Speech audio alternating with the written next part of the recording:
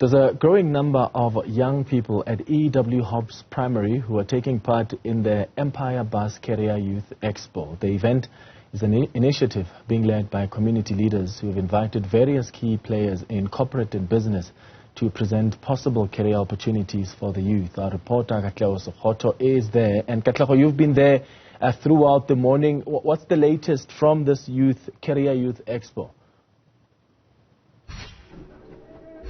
A very good afternoon indeed, Clement. Yeah, you know, it's such a fun event for young people who've been given the opportunity to go on the truck that's been assembled here. There's a stage where they get to perform and to showcase their talent. All this part of this Career Expo at the primary school, you know, where a number of stakeholders are here, businesses, government as well, really to present to them the kinds of opportunities that they might want or, you know, might be interested in looking into, and also just really trying to address the youth unemployment rate in Eldorado Park through such an initiative, which helps them, you know, consider their options as to what they'd like to do. But I have two guests with me here, but I want to start with the first one, Palisa Mopedi. She's a project manager at SA Youth for Harambee. Palisa, thank you so much for giving us your time. Just take us through, Palisa, what you do as an organization, as well as how you're trying to see you can assist the young people of Eldorado Park. Thank you for having me. Harambee is a not-for-profit social enterprise that is building African solutions for youth unemployment and trying to solve youth unemployment through partnerships. We are part of the anchor partner for SA Youth, which is a data-free mobile platform that gives access to young people for them to have access to opportunities, learning and earning opportunities.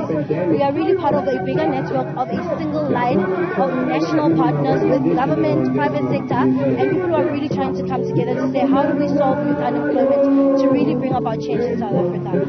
So today we just want to give young people in Eldorado Park an opportunity to access different opportunities that exist on the platform and really understand what are the barriers that exist in Eldorado Park that stop young people to pathway into opportunities. And that is why we are here. Yeah. So some of the barriers include like not having access to the internet. Are you helping in that kind of way? So one of the biggest barriers that we've noticed for young people is that they don't have money for data. And it's because they're employed, which makes sense, right? So what we did was create a data-free mobile platform that's SA Youth, and it gives young people access to these opportunities without the use of data. All the charges are incurred by SA Youth. All a young person needs to do is register their profile on SA Youth, and they can access so many different opportunities from employer partners that they can apply for without the need for data. Thank you so much for that. Thank you, Palisa. So that, Clement, is Palisa from SA Youth for Harambee. It's a non-profit organization. But also I have with me Winnie from the National Credit Regulator. Winnie, thank you so much for giving us your time. Why are you here? Obviously, you play a critical role once a person does get a job. What problems have you seen young people face in relation to credit once they do get employment? Thank you so much, Katleho. Well, as the National Credit Regulator, we regulate the credit industry. We ensure that all the credit player participants, that they comply with the National Credit Act. And also, our main mandate is to ensure that we educate the consumers about their consumer rights. As a consumer, you have the right to apply for credit, but however, you need to be responsible. You don't have to abuse the credit that you have been given. So we are here to educate the youth of Eldorado so that they know their consumer rights. And also, you know, we have a lot of youth that are not working, and also because, you know, some of them, they are being blacklisted and then they are unable to get jobs because of that. So we are here to correct that misconception, to say you can only be discriminated or not get or rejected from employment if the job that you applied for, it has to do with, you know, finances. If you see yourself being an accountant, internal auditor and all that, because as the company, they are saying, how can we trust you with our finances if you can't take care of your finances? Charity begins at home. So you take care of your finances before you can take care of other people. But however, if the job that you're applying for has nothing to do with finances, has nothing to do with money, then they have no right to discriminate you. And as the NCRO, the credit regulator, we are saying to youth,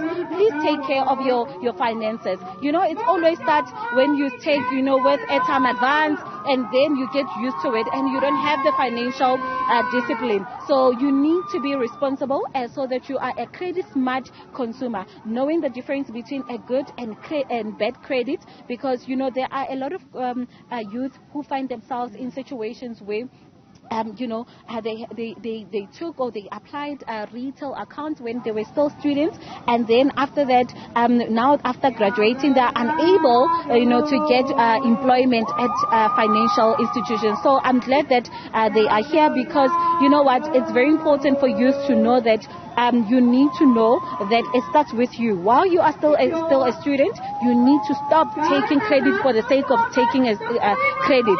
If you don't have a stable income, do not open that account. If you know that you are not working, even though internship and learnership, it's not stable, and a lot of them, they will quickly take your 24 months, contract or retail account or loans that are more than the extension of or the period of the internship. Who's going to pay for the rest of the